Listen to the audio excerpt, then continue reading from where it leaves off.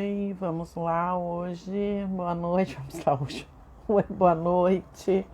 Vamos dar início à nossa leitura,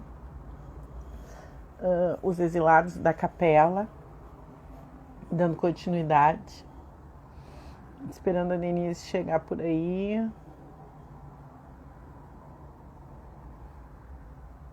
Ainda não, por enquanto ainda só eu.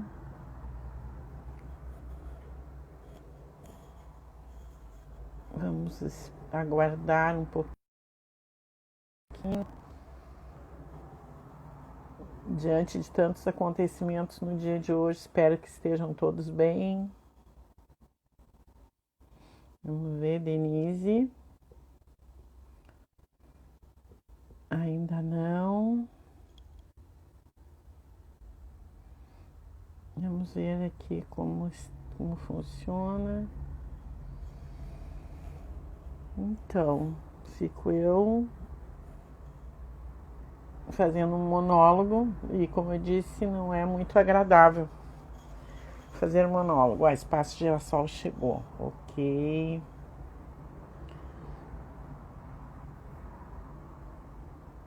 Estação. Boa noite, Carlos Gilberto. O nosso objetivo é fazer uma leitura. Nós estamos fazendo leitura de um livro que se chama Exilados de Capela e fazendo comentários. É um prazer contigo aí, estar aí. Oi, Denise. Tá, Oi, Lia, tudo tudo tá me bem? ouvindo? Tô ouvindo sim. Tá, eu tava aqui, entrou o Carlos Gilberto aqui, que é uma pessoa nova no meu Instagram também, e eu tava falando para ele, né, como ele entrou ali, a respeito do qual é o nosso objetivo na nossa live, que é a leitura, né. Uhum. Oi, Daisy. Hoje nós vamos pro o sexto, 16º capítulo, né? A quinta raça. Isso. Início, a internet tá. Deu uma. Oi, Andréia. Tudo bom? Travou a minha internet? Tá dando umas travadas. Uhum. Oi, Marcos.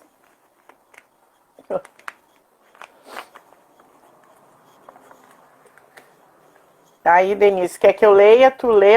Tem alguma coisa para comentar sobre esse dia fatídico de hoje? Não, né? Que a gente terminando de ler o livro, a gente consiga entender um pouco essa questão da evolução e de por que que não se consegue chegar nunca a um padrão de vibração que nos permita, eu acho, né, viver um pouco mais tranquilo. Parece que a gente está sempre saindo de um e entrando em outra situação que acaba,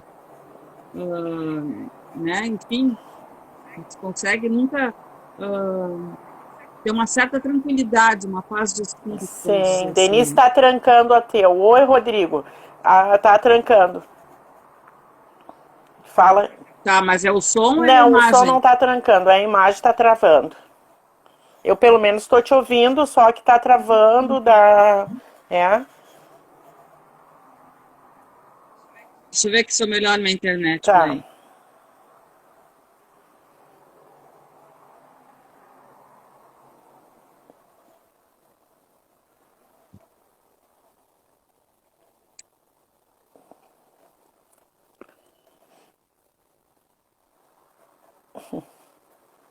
Oi, Rodrigo, boa noite. A gente está tentando organizar aqui que a Denise, a internet dela tá meio travando e voltando. Não sei, a minha eu acho que tá normal. Vamos aguardar um pouquinho.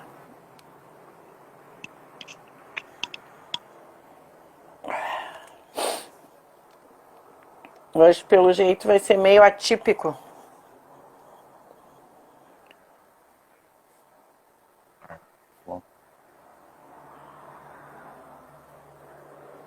E aí, Andréia? Coloca aí que. Tô te ouvindo, mas não mais trava.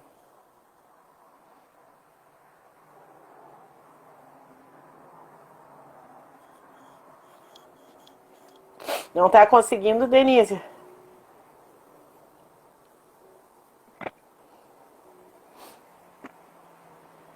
Tá me Agora, ouvindo, Bia? te ouvindo sim, mas tá travando a tua imagem.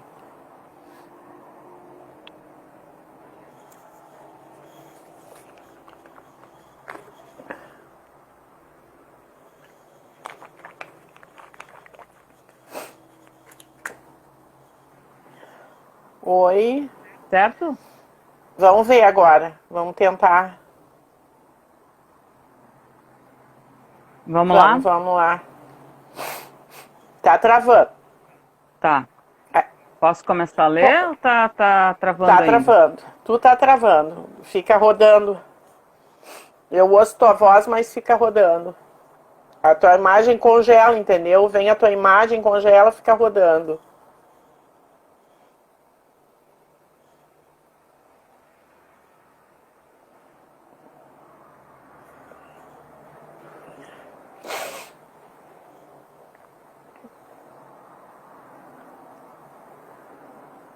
Não, Deise, pra mim ainda tá aqui travando. A imagem ainda tá rodando.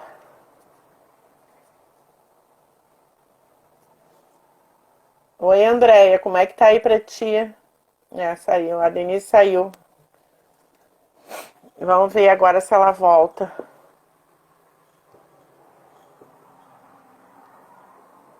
Convidar de novo.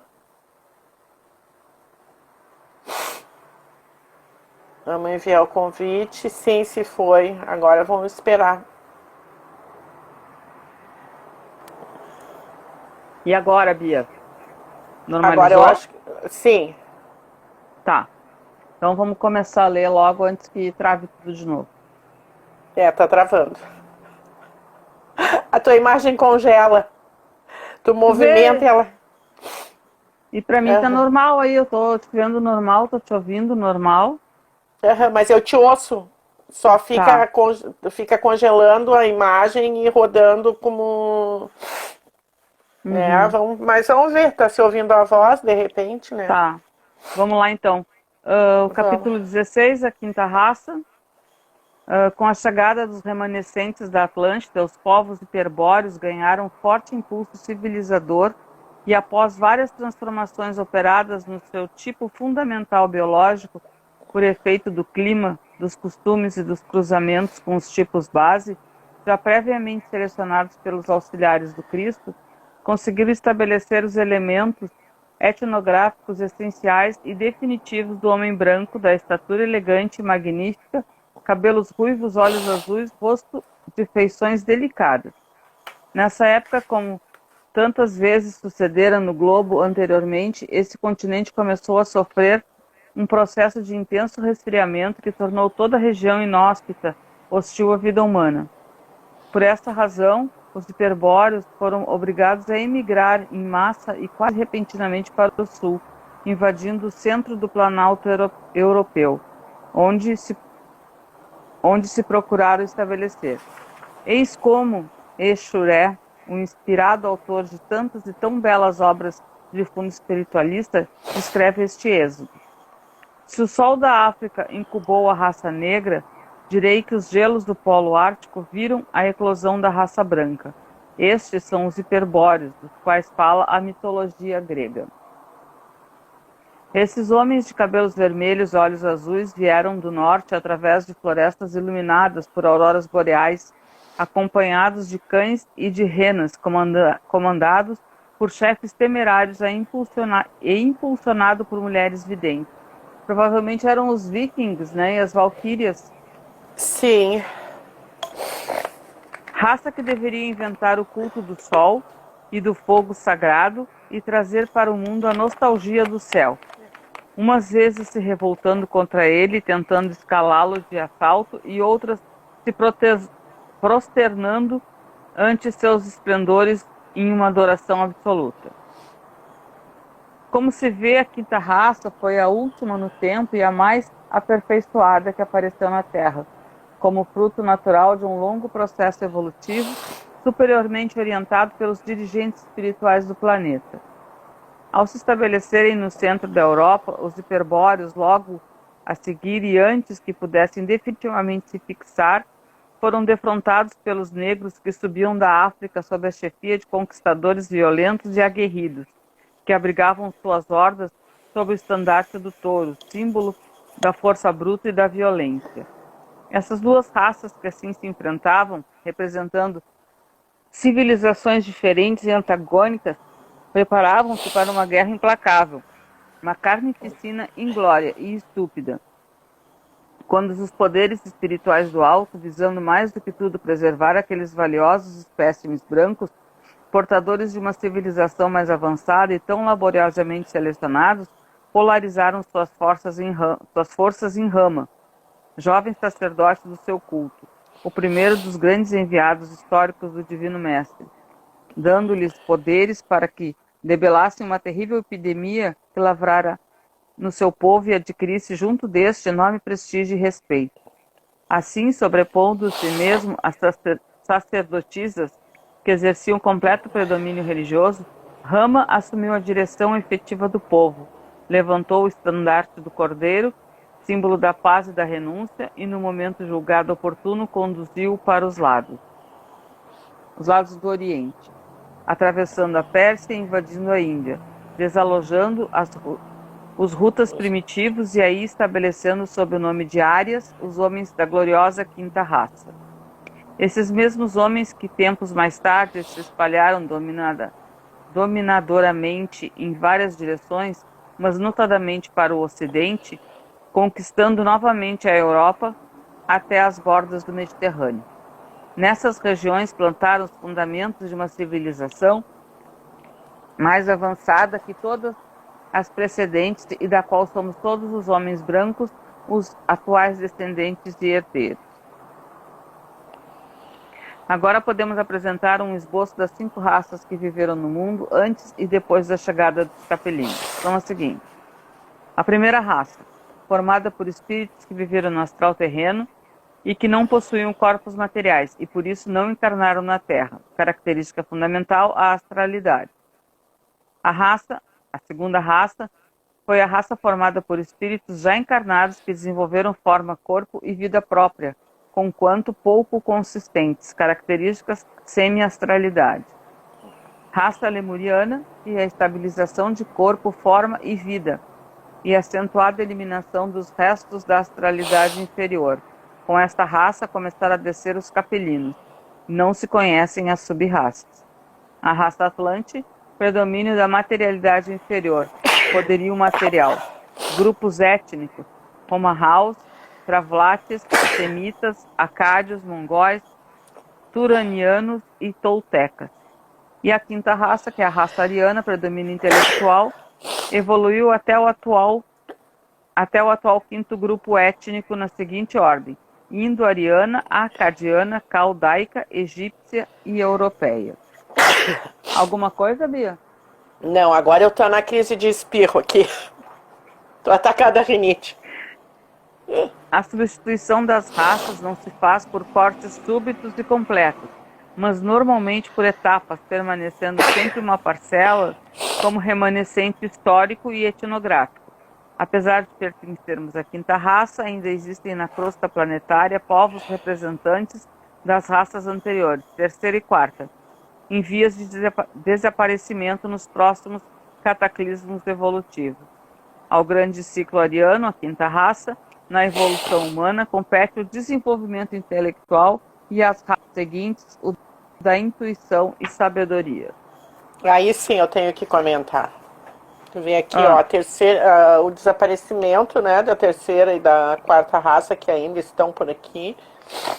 O desenvolvimento da quinta raça. Mas aí nessa questão de intelectualidade, né, que eu acho que infelizmente é aí onde se perde tudo. Que vem se perdendo muito, né? Que é essa questão do intelectual, né? E é onde eu acho que o principal ponto que a gente precisa desenvolver acaba não desenvolvendo, né? Mas... eu acho que aqui na quinta raça se perde toda a questão da astralidade, do contato com o universo, né? E eu não Aham. consigo entender muito bem por que, se isso é uma evolução, não consigo ver porque eu penso que se poderia manter toda essa questão do astral e desenvolver a intelectualidade. Sim, Por que que se, associando, agregando. né? Por que que separa, né? Por que que termina? Não consigo entender muito bem qual é o plano. E eu não sei se tem um plano, né, Denise? Eu acho que aí entra, como sempre, a ganância do homem, entra sempre o. Hoje eu ainda estava refletindo sobre isso, né? Sobre essa questão de que será que se para pensar qual é a nossa função aqui nesse planeta, né? Que ainda recebi um videozinho, até passei para alguns aí, a respeito exatamente disso. Ele sobrevive sem nós não sobrevivemos sem ele, né? Uhum, Então, ele sobrevive muito melhor se a nossa presença, porque a gente deturpa, estraga, prejudica com tudo que a gente cria, né? E vai destruindo ele aos poucos. Então, essa questão da nossa função aqui, será que a gente não consegue perceber qual é a nossa função, passar por aqui sem destruir, né? Enfim, hoje eu pensei muito, muito, muito a respeito disso. O plano é aprender a engatinhar antes de aprender a correr. É isso, né, Marcos? E eu fico vendo que a ganância da gente é uma coisa muito forte, né? Não, qual é o prazer que a gente tem, por exemplo? Eu ainda pensei nisso, por exemplo, se eu adquiro uma TV de 48 polegadas, aquilo me satisfaz por um período. Mas daqui a uhum, pouco surge a de 60. Aí eu vou lá e compro a de 60. Daqui a pouco aquilo já não me satisfaz mais. Porque, tu entende? Não é que eu não possa uhum, adquirir, mas essa insatisfação a gente não para pensar que a insatisfação não é vinculada às coisas materiais. A insatisfação é dentro de perder o propósito real da vida aqui. Então eu fico buscando nas coisas materiais essa satisfação que é momentânea, porque daqui a pouco aquilo não me serve mais. Aí, se eu tenho uhum. condições financeiras, eu vou além e a insatisfação continua, né? E, enfim, mas fazer o que, né? Cada um tem, eu acho que a gente tem que se dar conta disso e a gente fazendo a nossa parte. Nós não somos responsáveis por todos, né? Somos só por nós. E eu Então, acho que é uma insatisfação interna, né? A gente, na verdade, tenta compensar nessas coisas materiais aquilo que não consegue, aham, né? De definição de si mesmo, de entendimento de si mesmo. Então, tu acaba compensando como se fosse uma coisa normal as pessoas viverem dessa forma, né? A uhum, gente tem que buscar isso, né? Sempre correndo atrás da máquina para adquirir, adquirir, adquirir, enquanto que a gente poderia estar trabalhando esse tempo todo que se desperdiça trabalhando em busca de coisas materiais, trabalhando a nossa própria espiritualidade, esse interior uhum, buscar, né? Então acho que essa sim. insatisfação de não ter essa essa satisfação interna é que faz com que a gente acabe trocando, né? E Uhum, vivendo dessa. Tem uma de 48, agora eu quero uma de 60. Daqui a pouco a de 60 não serve mais, uhum, porque vai me fazer trabalhar, trabalhar, trabalhar para alcançar a de, sei lá, 150. Né? E sim. dessa forma eu não me trabalho nas coisas que seriam mais simples até na minha vida. Né? Eu não consigo, assim, eu acho que isso é porque a gente precisa ter estrutura para esses enfrentamentos, né, Denise? Uhum, E é isso, porque se tu parar de olhar essa parte material ou tentar compensar, vamos dizer assim, tu vai começar a realmente te olhar, né? Fazer realmente o espelhamento. E essas mudanças são mais difíceis, entre aspas, do que tu ir ali e se tu tem dinheiro e pagar uma TV de 60 polegadas, por exemplo, né? uhum, Então é aquela velha história que a gente continua dizendo.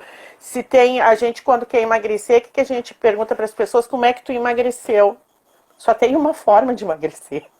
Tu entende? uhum, Mas a gente ainda espera o mágico, que a pessoa te diga, ai, tomei uma pílula e fiquei magra como eu tô agora. Entende? uhum, Né? Porque a gente ainda busca essa fórmula mágica para as coisas. E uhum, aí a gente joga também como tudo para isso, né? Porque a gente nasce aqui, vem aqui nesse planeta, nasce, cresce, envelhece e morre. É esse o sentido, porque hoje eu pensei ainda sobre isso, porque amadurecer não é para todo mundo. O amadurecimento não é para todos. São alguns conseguem, nem Uhum. todos conseguem. Só conseguem crescer, não amadurecer, né? E eu acho que também depende da busca de cada um, né? O que cada um quer buscar, quer Sim. amadurecer, né? Aham. Também é difícil tu trocar esses teus padrões, também é difícil tu reformular os teus padrões, né? E Sim. como tu mesmo falou, né? Depende de muita mudança que na maioria das vezes a gente não está disposta a fazer, porque tem que mexer Aham. naquilo que está redondinho, que está montado a Aham. nossa vida, né? De repente tu Aham. amadurecer, tu vai perceber que as pessoas com quem tu convive já não te servem mais, né? E Uhum. aí para tu ter que enfrentar isso, de colocar para elas isso, mesmo que seja de uma forma indireta, causa estresse. Sim. Não tem como, né? Porque nem sempre tu vai ser aceito por ter uma Uhum. opinião. Sim. Eu vejo também esse Denise que diariamente a gente tem essa oportunidade de rever a nossa vida, as nossas posições, né? O universo é perfeito, o resultado que ele nos traz é o que a gente joga para ele, e ele está sempre nos mostrando diariamente, né? E o que Uhum, as pessoas também em nossa volta diariamente estão nos mostrando quem nós somos, porque estão nos dando a oportunidade de rever nossas posturas. Aquilo que nós não gostamos quando nós somos tratados, nada mais é do que a gente mostrando isso para as pessoas e elas nos reportando o que a gente mostra para elas. Então, até a gente agradece, né? A gente tem que uhum, agradecer porque é a oportunidade que a gente tem de rever a nossa postura, o nosso posicionamento, porque se isso é o resultado, é aquela velha história, né? Se tu não tá gostando do que tá tendo de resposta, muda o que tu tá fazendo, e é bem isso, porque essa é a única uhum. responsabilidade que nós temos, né? É sobre nós mesmos. Então É. é isso, né? Vamos lá então. O Vamos. dilúvio bíblico. Relatados assim os dois cataclismos anteriores e os acontecimentos que se lhes seguiram até o estabelecimento dos Árias nas Índias, resta-nos agora descrever o dilúvio asiático, o que é aquele que a Gênese se refere, que foi o último ato do grande expurgo saneador da terra, naquelas épocas heróicas que estamos descrevendo. Eis como Moisés relata o pavoroso evento. E esteve o dilúvio 40 dias sobre a terra, e todos os altos montes que haviam debaixo de todo o céu foram cobertos. E expirou toda a carne que se movia sobre a terra. Tudo que tinha fôlego de espírito de vida sobre a terra, tudo que havia no seco morreu. E ficou somente Noé e os que estavam com ele na arca.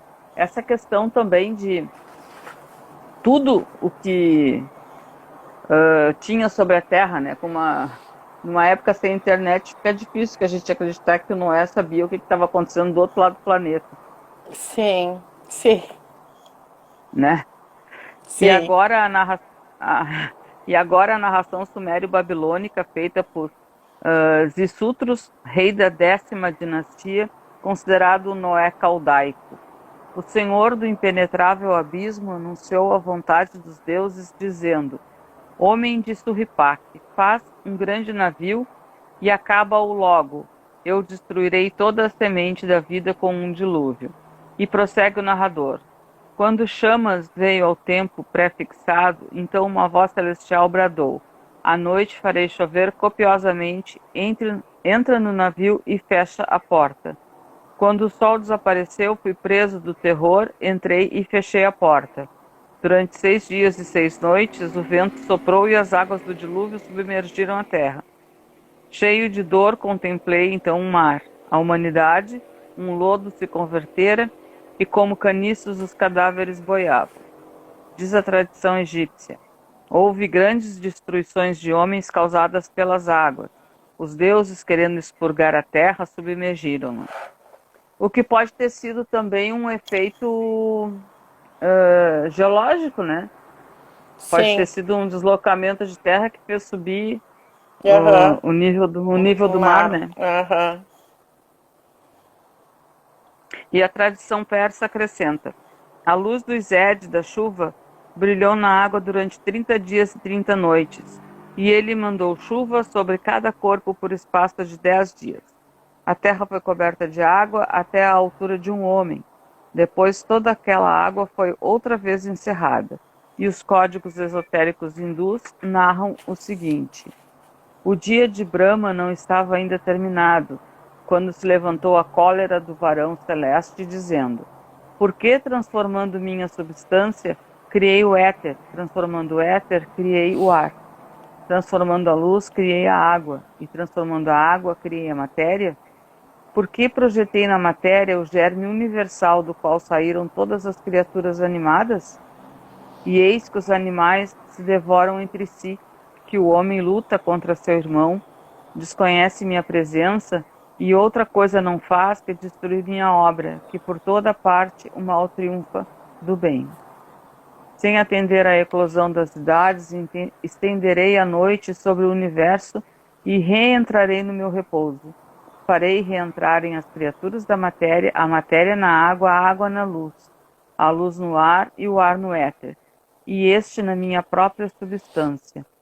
A água da qual saíram as criaturas animadas destruirá as criaturas animadas. Mas continua a narração. Vishnu, ouvindo essas palavras, dirige-se a Brahma e pediu-lhe que lhe permitisse a ele mesmo intervir pessoalmente para que os homens não fossem todos destruídos e pudessem se tornar melhores futuramente. Obtida a concessão, Vishnu ordena ao santo varão Vaisvasvata que construa um grande navio, entre nele com sua família e outros espécimes de seres vivos, para que assim possa ser preservada na terra a semente da vida. Assim que isso foi feito, desabou a chuva, os mares transbordaram e a terra inteira desapareceu sob as águas. E continuando, encontramos entre os tibetanos a mesma recordação histórica de um dilúvio havido em tempos remotos. O mesmo sucedendo com os tártaros, cujas tradições dizem que uma voz tinha anunciado o dilúvio, rebentou a trovoada e as águas caindo sempre dos céus arrastaram imundícies para o oceano, purificando a morada dos homens. E finalmente o acontecimento é contado pelos chineses da seguinte forma: quando a grande inundação se elevou até o céu, cercou as montanhas, cobriu todos os altos e os povos perturbados parecem nas águas. Todas as civilizações, né, e filosofias aqui falam sempre Sim. da mesma coisa, né, falam de... Só que eu acho que é tudo uma forma figurada. Eu não sei, posso estar errada, mas eu não acredito no dilúvio assim como foi colocado, né, como a gente acredita que aconteceu, vamos dizer, que se constrói uma arca, que todo mundo entra ali e escolhe. Eu acho que tudo é uma questão figurativa de dizer que alguns serão escolhidos, outros não, né? E para quem não optar por seguir a arca, que seria para mim o passo maior que se daria para a evolução, esses não sobreviveriam. Não sei se eu estou errada, mas me parece que é uma forma figurativa disso tudo, né? De dizer que alguns serão escolhidos.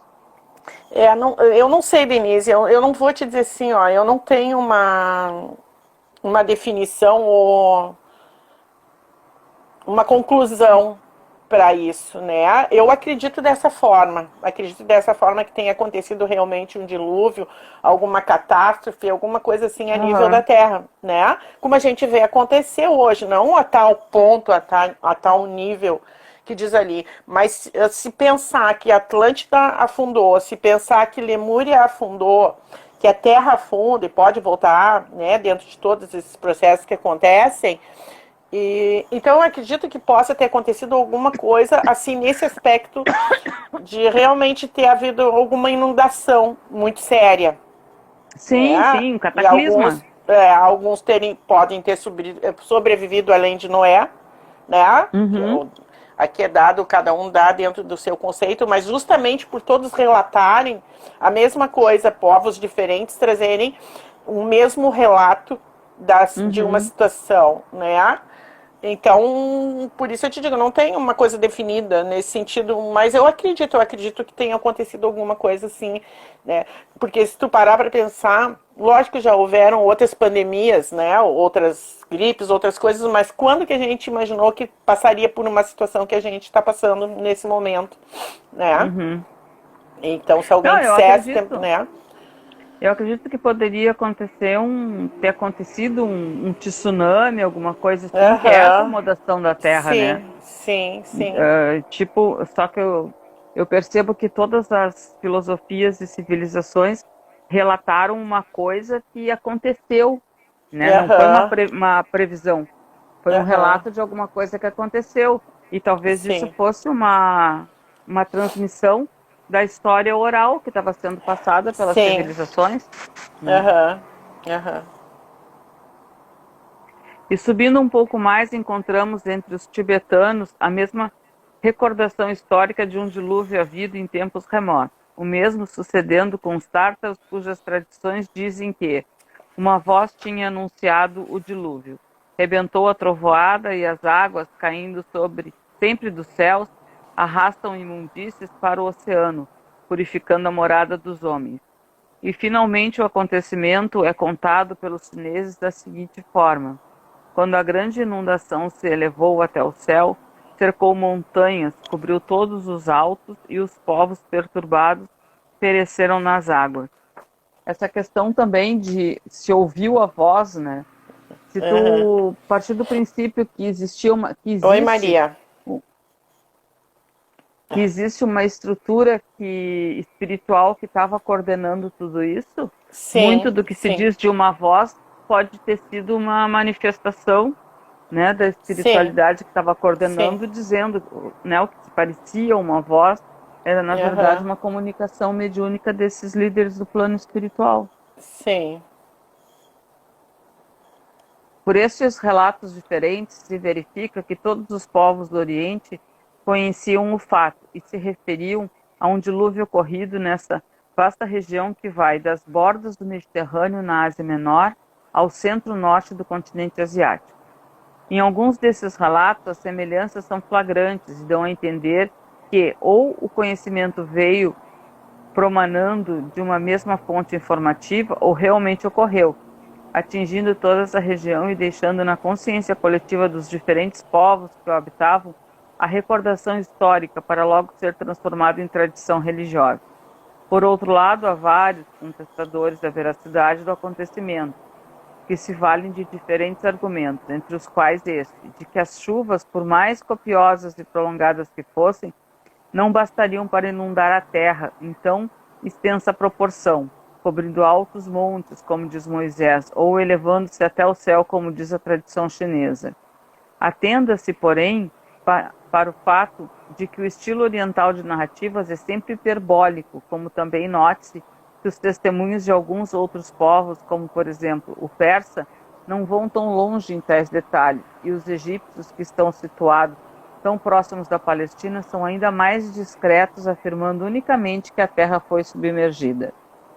Atentando para as narrativas hebraica, hindu e sumério-babilônica, partes das quais acabamos de transcrever, verifica-se que em todas, entre outras semelhanças, existe a mesma notícia de uma família que se salva das águas, enquanto todos os demais seres perecem. E aqui entra a mesma questão, né? Se salvou uma família, como Adão e Aham. Eva, né? Sim, E sim. depois, Uhum. né? Uhum. Virou incesto. Sim, Julgamos, sim. né? Julgamos quase Sim, mas ali, desnecessário. ó, eu já ouvi histórias de que Noé teria um casal de filhos, né? Um casal de filhos, não, Uhum. dois filhos e teria as noras. Mas Uhum. sei lá, seria muito Sim, pouco para daí iniciar, né? Tudo para seria reiniciar. seria tio com É, sobrinho, tio com é, cunhado, né? aham, Cunhado com seria, cunhado. sim. Assim como Adão e Eva, eu acho que isso é uma exemplificação de um todo, né? Eles não Uhum, poderiam falar tal lugar aconteceu isso. Então eles aham, resumiram, para mim parece que eles resumiram num fato o que aham, aconteceu em todo o planeta naquele momento. sim, Sim. Julgamos quase desnecessário esclarecer que essas famílias representam a parte melhor da população que se salvou, o conjunto de indivíduos moralmente mais evoluídos ou moralmente menos degenerados, que a providência divina preservou do aniquilamento, para que os frutos do trabalho comum, o produto da civilização até aí atingida, não fossem destruídos e pudessem se transmitir às gerações vindouras. Assim também sucedeu, como já vimos, nos cataclismos Era anteriores isso que eu ia falar. Isso que eu ia falar, que a Lemúria também acontece isso, né? Alguns se salvam, né? E eu acho que existe um plano, como eu falei no início, existe um plano da espiritualidade para o que vai acontecer, né? Então, aquelas pessoas que estavam naquele momento em condição de se salvar, elas, por uma razão qualquer, foram parar no mesmo local onde conseguiram, né? Que eu acho que essa é também, não é assim, tipo, vamos fazer uma fila, vai todo mundo por aqui, todo mundo por ali. Uma série de situações te fazem estar no lugar que tu precisa estar naquele momento do cataclismo. Sim, sim. Assim também sucedeu, como já vimos nos cataclismos anteriores da Lemúria e da Atlântida. E assim sucede invariavelmente todas as vezes que ocorrem expurgos saneadores do ambiente espiritual planetário. A grande massa pecadora é retirada e somente um pequeno número selecionado sobrevive. Justamente como disse o Divino Mestre na sua pregação, são muitos os chamados e poucos os escolhidos. No que se refere às controvérsias já citadas, nada mais temos a dizer senão que as circunstâncias de estar o acontecimento do dilúvio registrado nos arquivos históricos de todos os povos referidos basta para provar sua autenticidade, como também para excluir a hipótese adotada por alguns historiadores de que essas narrativas se referem ao dilúvio universal ou a algum dos períodos glaciais a que atrás nos referimos. O dilúvio narrado na Bíblia representa a invasão da bacia do Mediterrâneo pelas águas do Oceano Atlântico, quando se rompeu o istmo de Gibraltar com o afundamento da pequena Atlântida e seu cortejo de distúrbios meteorológicos. Com a descrição do dilúvio asiático e de acordo com a divisão que adotamos para a história do mundo, como consta no capítulo 3, aqui fica encerrado o primeiro ciclo e o mais longo e difícil para a evolução planetária, que abrange um período de mais de 500 bilhão de anos. Nossa. É tempo. É muito tempo, né?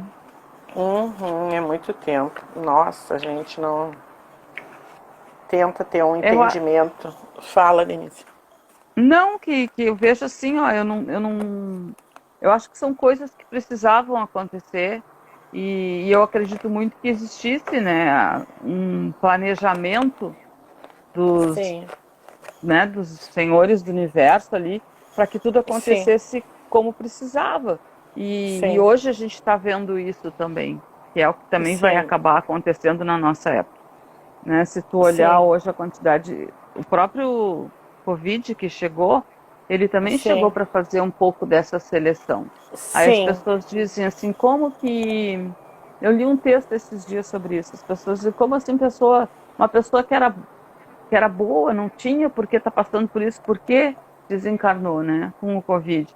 E aí, então, os espíritos responderam que era necessário que esses espíritos que desencarnaram, por mais que não tivessem por que, né, terem ido junto com essa leva, precisavam se preparar para reencarnar.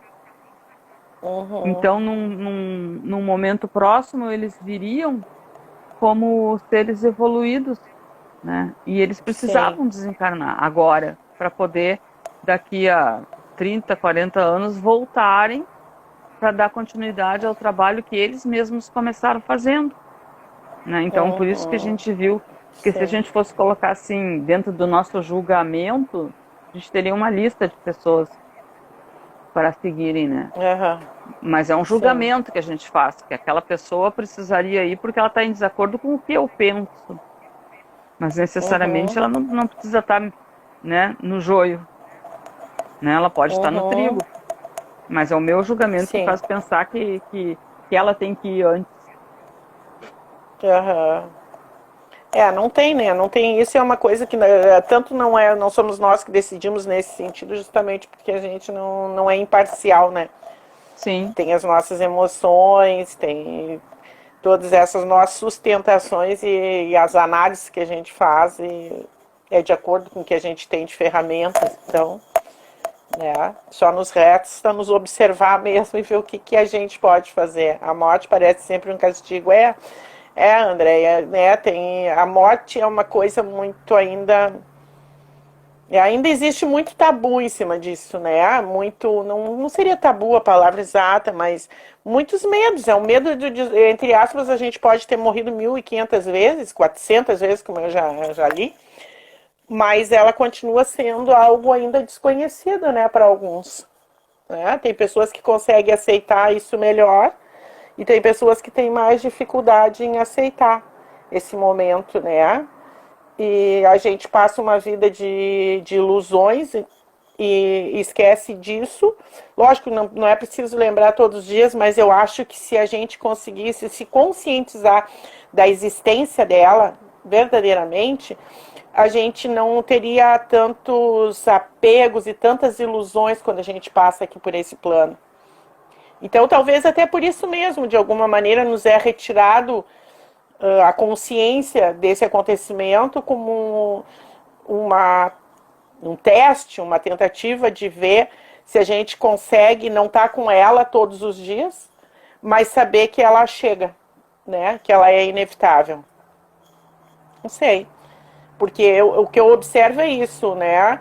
Que a gente passa muito tempo justamente nesses apegos por esquecer da morte. Porque se a gente lembrasse, a gente não se apegaria, a gente valorizaria outras coisas e aproveitaria esse momento para o nosso crescimento evolutivo como um espírito.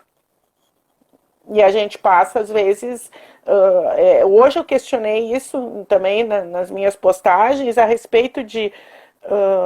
tudo bem que eu tenho que valorizar meu corpo é importante, ele que é meu veículo, mas eu não sou meu corpo, né? O meu corpo, em dado momento, eu vou ter que devolver para a Terra, né? Ser muito grata a ele por ele ter me ajudado a realizar o meu cumprimento aqui, mas eu que falo, eu sou espírito, eu me considero um espírito e não um corpo.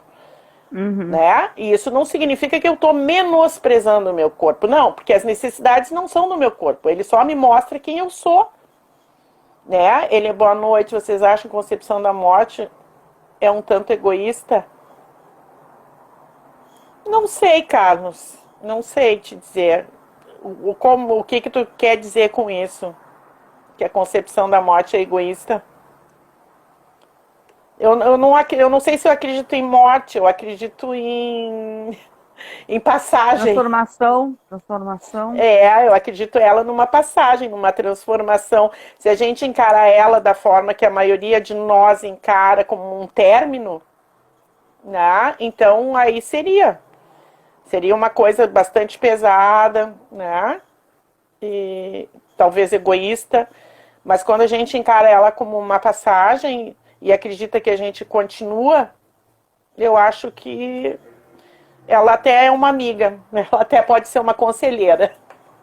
Eu acredito que a gente pode considerar que a morte seja egoísta quando, no sentido de que eu sou a única pessoa, né, o único ser ali que vai estar envolvido naquilo. Mas a morte, além de ensinar a mim, ela ensina a todas as pessoas que estão à minha volta. Né? Mas eu acho que quando a gente entra nessa concepção de que eu estou terminando, sabe? Aí nesse aspecto eu acho sim, Carlos, que é uma questão, uma concepção egoísta. Sim, conceito comum é de término, mas com certeza, conceito comum é de término, por isso a gente passa um tempo inteiro sem tomar consciência dela, porque pensar nela é pensar no término, né? E já, no entanto, eu vejo que ela é uma conselheira.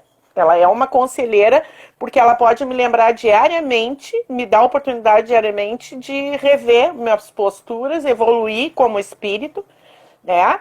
e ter o mínimo possível de apegos, porque a gente tem uma grande tendência a apegos, não só a coisas materiais, a pessoas, a filhos, enfim, familiares, amigos, né? Até por isso eu acredito também em obsessores, porque é essa nossa dificuldade, às vezes, de realmente seguir nosso trajeto, né? E é tão Seguir nosso difícil trajeto. esse entendimento da morte que a gente não consegue perceber que toda uma estrutura se forma em volta daquilo ali daquele momento, né? Por exemplo, uma morte de uma criança é uma Sim. coisa terrível, né? Aham. Mas tu vai parar para pensar tudo que se movimentou na volta daquela morte, né? Quantos casais que se desfizeram por causa da morte de um filho, né? Quantas Aham. famílias se uniram mais por causa da Sim. morte. Então eu acho que é um todo, não o momento da morte que está escrito. Tu pode, como qualquer situação na tua vida, tu pode aproveitar para crescer ou não. Não só com a Uhum. morte, né? Como qualquer coisa que aconteça na tua vida, tu tem duas opções. Ou tu pega esse exemplo para melhorar, né? E eu vejo Aham. muito por mim, assim, né? Que perdi meu pai muito cedo e que foi uma coisa de incompreensão do que significava a morte naquele momento. Hoje eu percebo que, na verdade, o papel dele era esse, em função de Uhum. me despertar para a espiritualidade, né? Sim. Porque eu, com 13 anos, não conseguia entender o que estava acontecendo e precisava de resposta. Precisava Uhum. entender o porquê. E aí fui em busca, né? Sim. Então, na época, terrível, não tinha como passar por aquilo. Mas hoje, Uhum. olhando, eu vejo assim o grande favor que ele me fez, né? Sim. Com a ida dele. E talvez fosse Uhum. exatamente essa a programação dele, né? Sim. Ter vindo para ensinar. É, É. cada um de nós passa por uma situação assim, né? Eu tinha 14 anos quando a minha mãe morre, no caso, né? É o primeiro momento em que eu não me deparei, a primeira morte para mim não foi da minha mãe, na verdade foi da minha bisavó. E eu devia ter Uhum, na época, eu acho que uns 10 anos. Eu lembro que foi o primeiro velório que eu fui, era no interior de Santa Maria, né? E aquilo para mim era a primeira morte que eu vejo acontecer. Eu fui, visitei ela antes de acontecer, né? Conversei com ela e depois ela vem a falecer. E aí então eles faziam o sepultamento, o velório em casa, em cima de uma mesa, o uhum, caixão, né? Eu lembro de ter ficado sentada sozinha naquela sala, observando aquilo, sem nenhuma conclusão. Na rua, era de noite, os familiares, primos, a família grande, tinha carreteiro, entendeu? Conversando, uns conversando com o outro, e o uhum. caixão ali sozinho na sala, né? Então, esse foi meu primeiro contato com a morte, né? Depois a minha mãe veio falecer, E, eu tenho 14 anos, e não foi fácil encarar aquilo. Eu lembro que foi muito difícil o tempo inteiro as pessoas me dizendo meus sentimentos.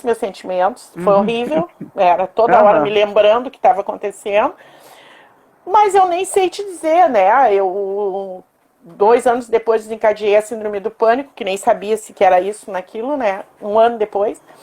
E eu não encarei, eu não consegui encarar. Eu já acreditava na espiritualidade nessa época, né? Minha avó era espírita, ela também era, né? Já Uhum. eram umbandistas, então eu já tinha isso, né? E não sei te dizer até hoje, na verdade, não tem momentos que eu apaguei da mente, né? Mas esse foi o meu primeiro contato com a morte. E eu acho que também vem muito da maneira como a tua própria família encara isso, né? Sim, O meu avô, por exemplo, quando chegava no dia 2 de novembro, que a gente tinha que ir lá na Vila Nova, no cemitério, chegava lá, eu achava aquilo uma festa, era a coisa mais linda aquilo. Porque eu sim, chegava lá na frente, tinha um monte de carrocinha de pipoca, carrocinha de cachorro-quente, sabe? E eu ficava sim, assim, digo, sim, meu Deus do céu, por que que as pessoas estão aqui chorando se tá essa festa sim. maravilhosa aqui, né? Eu não conseguia ver, né? Então, é uma interpretação diferente de tranquilidade, né, também, né? Uhum. E claro que eu acho que vem com relação às tuas vivências também de outras vidas e todo as experiências que tu já passou com a tua morte, né, e com a morte dos Uhum. teus. E isso Sim, com registra, certeza. claro, né, nos teus arquivos. Uhum. Pois é, o Carlos nos trouxe aí um embate a respeito da morte, né? A gente está falando da evolução E a gente evolui através dela cada vez que a gente desencarna, né?